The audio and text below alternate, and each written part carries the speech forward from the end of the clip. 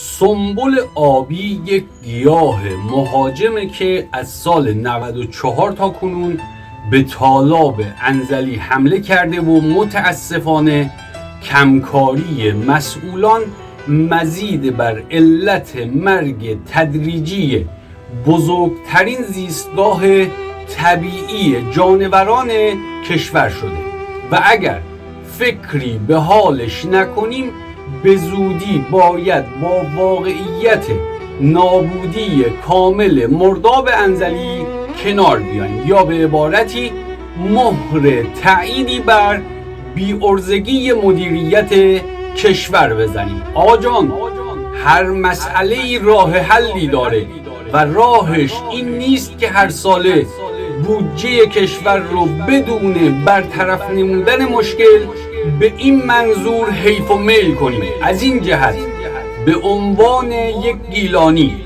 و دانش آموخته مهندسی کشور توان حل دائمی این بحران رو دارم، اما از مسئولان به یک اشاره از ما به سر دویدن. موفق باشید.